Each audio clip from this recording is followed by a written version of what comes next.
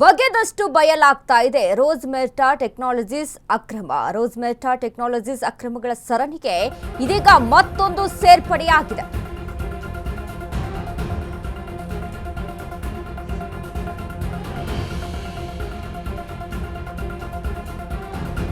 ಗುತ್ತಿಗೆ ನೌಕರರಿಗೆ ಸಂಬಳ ಸವಲತ್ತು ನೀಡದೆ ರೋಸ್ಮೆಟಾ ಟಾರ್ಚರ್. ತಿಂಗಳ ಪಗಾರ 18,900 ರೂಪಾಯಿ ಅಂತ ಹೇಳಿ ಗುತ್ತಿಗೆ ನೌಕರರ ನೇಮಕ ಆಗುತ್ತೆ.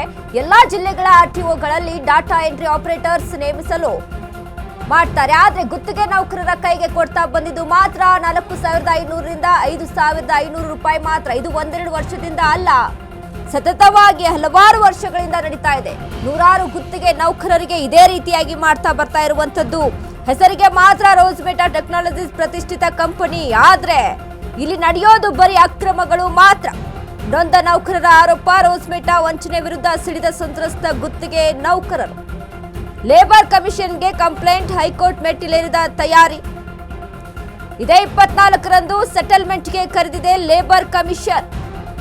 ರೋಸ್ಮೆಟಾದಿಂದ ಅನ್ಯಾಯಕ್ಕೊಳಗಾದ ನೌಕರರಿಗೆ ಸಿಗುತ್ತಾ ಹಾಗಾದ್ರೆ ನ್ಯಾಯ?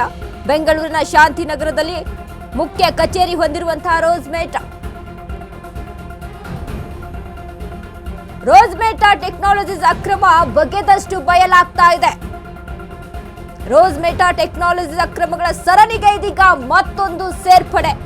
ಗುತ್ತಿಗೆ ನೌಕರರಿಗೆ ಸಂಬಳ ಸವಲತ್ತು ನೀಡದೆ ರೋಸ್ಮೆಟಾ ಟಾರ್ಚರ್ ಅನ್ನ ಕೊಡ್ತಾ ಇದೆ ಅಂತ.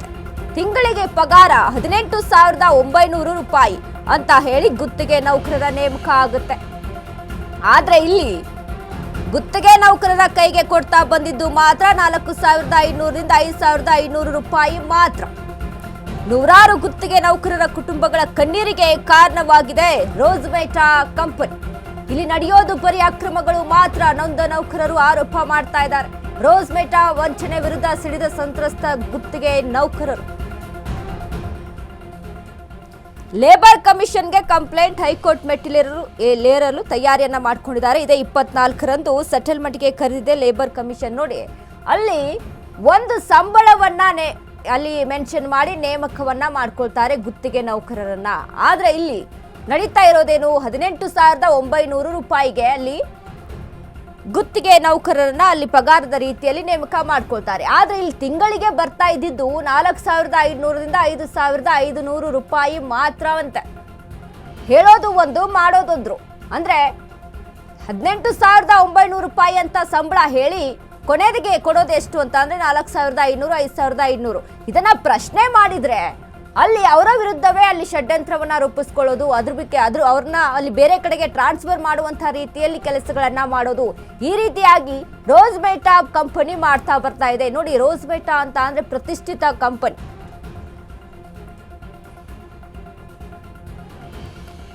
ಈ ಬಗ್ಗೆ ಹೆಚ್ಚಿನ ಮಾಹಿತಿಯನ್ನ ಕೊಡ್ತಾರೆ ನಮ್ಮ ಪ್ರತಿನಿಧಿ ಅರುಣ್. ಅರುಣ್, ಇದೀಗ ರೋಸ್ಮೆಟಾ ಟೆಕ್ನಾಲಜೀಸ್ ಕಂಪನಿ ಅಂತ ಅಂದ್ರೆ ಒಂದು ಪ್ರತಿಷ್ಠಿತ ಕಂಪನಿ. ಈ ಕಂಪನಿಯಲ್ಲಿ ಕೆಲಸ ಮಾಡಬೇಕು ಅಂತಾನೆ ಎಷ್ಟೋ ಜನ ನೌಕರರು ಕಾಯ್ಕೊಂಡಿರ್ತಾರೆ. ಬಟ್ ಇಲ್ಲಿ ಆಗ್ತಾ ಇರೋದೇನು, ಅಲ್ಲಿ ಗುತ್ತಿಗೆ ನೌಕರರಿಗೆ ಮೋಸ ಮಾಡ್ಕೊಂಡು ಬರ್ತಾ ಇದೆ ಈ ಕಂಪನಿ. ಹೇಳೋದು ಒಂದು ಸಂಬಳ, ಆದ್ರೆ ಕೊಡೋದು ಮತ್ತೊಂದು ಸಂಬಳ. ಹೀಗೆ ಒಂದೊಂದಾದ ಅಕ್ರಮಗಳು ಇಲ್ಲಿ ಸೇರ್ಪಡೆ ಆಗ್ತಾ ಇದೆ. ಏನೆಲ್ಲ ಅಪ್ಡೇಟ್ಸ್ ಇದೆ ಅರುಣ್ ಈ ಬಗ್ಗೆ? ವನಿತಾ, ಏನಂದ್ರೆ ಈ ರೋಸ್ಮೆಟಾ ಟೆಕ್ನಾಲಜೀಸ್ ಕಂಪನಿ ಏನಿದೆ, ಇಲ್ಲಿ ಕೆಲಸ ಮಾಡುತ್ತಾ ಇದ್ದಂತಹ ಏನು ಗುತ್ತಿಗೆ ನೌಕರರು ಇದ್ದಾರೆ ಅವ್ರಿಗೆ ಸಂಬಳವನ್ನ ನೀಡದೆ ಒಂದು ರೋಸ್ಮೆಟಾ ಕಂಪನಿ ಒಂದು ಟಾರ್ಚರ್ ಕೊಡ್ತಾ ಇರುವಂತದ್ದು ಬೆಳಕಿಗೆ ಬಂದಿರುವಂತದ್ದು. ಅಂದ್ರೆ ಇಲ್ಲಿ ಪ್ರಮುಖವಾಗಿ ಏನು ಕೆಲಸಕ್ಕೆ ಅಂತ ಹೇಳ್ಬಿಟ್ಟು ಇವರಿಗೆ 18,900 ರೂಪಾಯಿ ಅಂತ ಹೇಳ್ಬಿಟ್ಟು ಗುತ್ತಿಗೆ ನೌಕರರನ್ನ ನೇಮಕ ಮಾಡ್ಕೊಂತಾರೆ. ಆದ್ರೆ ಏನು ಈ ಒಂದು ಗುತ್ತಿಗೆ ನೌಕರರನ್ನ ನೇಮಕ ಮಾಡ್ಕೊಂಡ ನಂತರ ಅವ್ರಿಗೆ ಕೈಗೆ ಮಾತ್ರ ಬರ್ತಾ ಇರೋ ಸಂಬಳ ಮಾತ್ರ 4,500ರಿಂದ ಮತ್ತೆ 5,500 ಮಾತ್ರ ಬರ್ತಾ ಇರುವಂತದ್ದು. ಇದು ಒಂದು ರೀತಿ ಏನು ಭ್ರಷ್ಟಾಚಾರ ಇಲ್ಲಿ ನಡೀತಾ ಇದೆ ಅಂತ ಹೇಳ್ಬಿಟ್ಟು ಹೇಳ್ತಾರೆ. ಎಲ್ಲಾ ಜಿಲ್ಲೆಗಳ ಆರ್ಟಿಒಗಳಲ್ಲಿ ಡೇಟಾ ಎಂಟ್ರಿ ಆಪರೇಟರ್ಸ್ಗೆ ಒಂದು ನೇಮಕ ಮಾಡುವಂತಹ ಕಂಪನಿ ಇದು. ಅಂದ್ರೆ ಪ್ರಮುಖವಾಗಿ ಆರ್ಟಿಒಗಳಲ್ಲಿ ಏನ್ ಡೇಟಾ ಎಂಟ್ರಿ ಮಾಡ್ತಾರೆ, ಸೊ ಅಲ್ಲಿ ನೇಮಕ ಮಾಡಿದ ಗುತ್ತಿಗೆ ಆಧಾರದ ಮೇಲೆ ಈ ಒಂದು ರೋಸ್ಮೆಟಾ ಕಂಪನಿ ಏನು ಗುತ್ತಿಗೆ ನೌಕರರನ್ನ ಒಂದು ನೇಮಕವನ್ನ ಮಾಡುತ್ತೆ. ಆ ಒಂದು ಕಂಪನಿ ಇದೀಗ ಈ ರೀತಿ ಮಾಡ್ತಾ ಇರುವಂತದ್ದು ಬೆಳಕಿಗೆ ಬಂದಿರುತ್ತೆ. ಇದನ್ನ ಪ್ರಶ್ನೆ ಮಾಡಿದಂತ ನೌಕರರಿಗೆ ಒಂದು ರೀತಿ ಬೇರೆ ಕಡೆ ಶಿಕ್ಷೆಯನ್ನ, ಅಂದ್ರೆ ಏನಾದ್ರು ಯಾರಾದ್ರೂ ಅಲ್ಲಿ ಪ್ರಶ್ನೆ ಮಾಡಿದ್ರೆ ಅವರಿಗೆ ಒಂದು ಶಿಕ್ಷೆಯನ್ನ ವಿಧಿಸುವಂತ ಕೆಲಸವನ್ನ ಮಾಡುತ್ತೆ. ಅದ್ರ ಜೊತೆಗೆ ಬೇರೆ ಕಡೆ ಅವರನ್ನ ಟರ್ಮಿನೇಷನ್ ಮಾಡುತ್ತೆ, ಮತ್ತೆ ಅದನ್ನ ಕೆಲಸದಿಂದನೂ ಸಹ ತೆಗೆಯುವಂತ ಕೆಲಸವನ್ನು ಮಾಡುತ್ತೆ ಈ ಒಂದು ರೋಸ್ಮೆಟಾ ಕಂಪನಿ. ನೂರಾರು ಗುತ್ತಿಗೆ ನೌಕರರು ಕುಟುಂಬಗಳು ಇದೀಗ ಈ ಒಂದು ಏನು ಈ ರೀತಿ ಅನ್ಯಾಯದ ವಿರುದ್ಧ ಒಂದು ಕಣ್ಣೀರನ್ನ ಹಾಕ್ತಾ ಇರುವಂತದ್ದು. ಹೆಸರಿಗೆ ಮಾತ್ರ ರೋಸ್ಮೆಟಾ ಟೆಕ್ನಾಲಜಿ ಪ್ರತಿಷ್ಠಿತ ಕಂಪನಿ. ಅಂದ್ರೆ ಇಲ್ಲಿ ಪ್ರಮುಖವಾಗಿ ಕಂಪನಿಗಳಿಗೆ ಎಂಪ್ಲಾಯ್ಗಳನ್ನ ಒಂದು ಸರ್ವಿಸ್ ಪ್ರೊವೈಡರ್ಸ್ ಗಳನ್ನ ಮತ್ತೆ ಏನು ಎಂಪ್ಲಾಯ್ಗಳನ್ನ ಹೈಯರ್ ಮಾಡಿ ಇದೊಂದು ರೀತಿ ಸರ್ವಿಸ್ ಕೊಡುವಂತ ಕಂಪನಿ ರೋಸ್ಮೆಟಾ ಕಂಪನಿ. ಆದ್ರೆ ಇಲ್ಲಿ ನಡೆಯೋದು ಮಾತ್ರ ಒಂದು ಬರೀ ಅಕ್ರಮಗಳು ಮಾತ್ರ. ನೊಂದ ನೌಕರರು ಏನಾದ್ರು ಇದೀಗ ಒಂದು ಆರೋಪವನ್ನ ಮಾಡ್ತಾ ಇರುವಂತ ರೋಸ್ಮೆಟಾ ವಂಚನೆ ವಿರುದ್ಧ ಸಾವಿರಾರು ಸಂತ್ರಸ್ತರು ಇದೀಗ ಗುತ್ತಿಗೆ ನೌಕರರು ಬೀದಿಗೆ ಬಂದಿರುವಂತದ್ದು. ಲೇಬರ್ ಕಮಿಷನ್ಗೂ ಸಹ ಒಂದು ಕಂಪ್ಲೇಂಟ್ ಅನ್ನು ಕೊಟ್ಟಿರುವಂತ ಹೈಕೋರ್ಟ್ ಮೆಟ್ಟಿಲನ್ನ ಹೈಕೋರ್ಟ್ಗೆ ಇದ್ರ ಬಗ್ಗೆ ಒಂದು ಅಪೀಲ್ ಹಾಕಕ್ಕೆ ಸಹ ಒಂದು ತಯಾರಿಯನ್ನ ಮಾಡ್ತಾ ಇರುವಂತದ್ದು. ಇದೇ 24ರಂದು ಸೆಟಲ್ಮೆಂಟ್ ಗೆ ಅಂತ ಹೇಳ್ಬಿಟ್ಟು ಲೇಬರ್ ಕಮಿಷನರ್ ಅವರು ರೋಸ್ಮೆಟಾ ಕಂಪನಿಯಿಂದ ಅನ್ಯಾಯಕ್ಕೊಳಗಾದ ನೌಕರನಿಗೆ ಒಂದು ಕರೆದಿರುವಂತ ಅಂದ್ರೆ ಮಾರ್ಚ್ 24ರಂದು ಒಂದು ರೀತಿ ಏನು ಸೆಟಲ್ಮೆಂಟ್ ಮಾಡಕ್ಕೆ ಈ ಒಂದು ಲೇಬರ್ ಕಮಿಷನರ್ ಕಚೇರಿಯಲ್ಲಿ ಒಂದು ಸಭೆಯನ್ನು ಸಹ ಏರ್ಪಾಡು ಮಾಡಿರುವಂತದ್ದು. ಆ ಒಂದು ಸಭೆಯಲ್ಲಿ ಏನಾಗುತ್ತೆ ಅನ್ನೋದನ್ನ ಕಾದ್ ನೋಡ್ಬೇಕಾಗುತ್ತೆ ವನಿತಾ. ಈಗ ಅರುಣ್ ಏನಂತ ಅಂದ್ರೆ ಸತತವಾಗಿ ಹಲವಾರು ವರ್ಷಗಳಿಂದ ಈ ರೋಸ್ಮೆಟಾ ಕಂಪನಿ ಇದೇ ರೀತಿಯಾಗಿ ಮೋಸ ಮಾಡ್ತಾ ಬರ್ತಾ ಇದೆ. ಅಲ್ಲಿ ಕೆಲಸ ಮಾಡುವಂತ ಗುತ್ತಿಗೆದಾರರಿಗೆ ಅನ್ನೋದು ಗುತ್ತಿಗೆ ನೌಕರರಿಗೆ ಅನ್ನುವಂತ ಇನ್ಫಾರ್ಮೇಶನ್ ಇದೆ. ಬಟ್ ಇಷ್ಟು ವರ್ಷದಿಂದ ಇದು ಈ ರೀತಿಯಾಗಿ ಮೋಸ ಮಾಡ್ತಾ ಇದೆ ಅಂತ ಅಂದ್ರೆ ಇದುವರೆಗೂ ಯಾರು ಕೂಡ ಇದ್ರ ಬಗ್ಗೆ ಧ್ವನಿ ಎತ್ತಿಲ್ವಾ, ಅಥವಾ ಕಾನೂನಾತ್ಮಕವಾಗಿ ಹೋರಾಟವನ್ನು ನಡೆಸೋದಕ್ಕೆ ಮುಂದಾಗಿಲ್ವಾ, ಅಥವಾ ಏನಾದ್ರೂ ಕಾನೂನಾತ್ಮಕವಾಗಿ ಹೋದ್ರೂ ಸಹಿತ ಇಲ್ಲಿ ಬೇರೆ ಏನಾದ್ರೂ ಅಲ್ಲಿ ಷಡ್ಯಂತ್ರವನ್ನ ರೂಪಿಸ್ಕೊಳ್ತಾ ಇದಾರಾ ಈ ಕಂಪನಿ, ಹೇಗೆ ಅಂತ?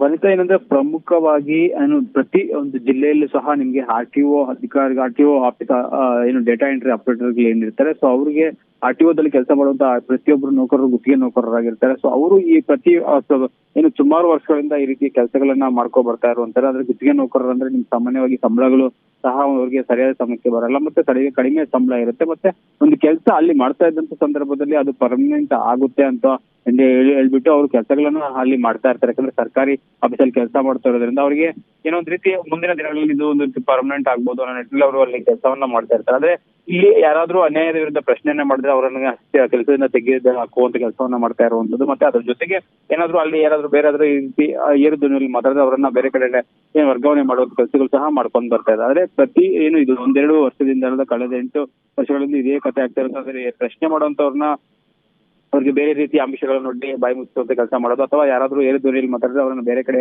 ಮಾಡೋದು, ಇದೇ ರೀತಿ ಮಾಡ್ಕೊ ಬಂದಿರುವಂತದ್ದು. ಆದ್ರೆ ಈ ರೀತಿ ಸದ್ಯಕ್ಕೆ ಒಂದು ರೀತಿ ಏನು 24ನೇ ತಾರೀಕು ಒಂದು ಸಭೆಯನ್ನ ಕರೆದಿರುವಂತದ್ದು ಲೇಬರ್ ಕಮಿಷನರ್ ಅವರು. ಆ ಒಂದು ಸಭೆಯಲ್ಲಿ ನಂತರ ಏನಾದ್ರೂ ಇದ್ರ ಬಗ್ಗೆ ಒಂದು ರೀತಿ ಈ ರೀತಿಯ ಒಂದು ರೋಸ್ಮೆಟಾ ಕಂಪನಿ ಏನಿದೆ, ಸೊ ಇದರ ವಿರುದ್ಧ ಏನಾದ್ರೂ ಕ್ರಮಗಳಾಗುತ್ತಾ ಅನ್ನೋದನ್ನ ಕಾದ್ ನೋಡ್ಬೇಕಾಗುತ್ತೆ ವನಿತಾ. ಥ್ಯಾಂಕ್ ಯು ಅರುಣ್ ನಿಮ್ಮೆಲ್ಲ ಮಾಹಿತಿಗೆ.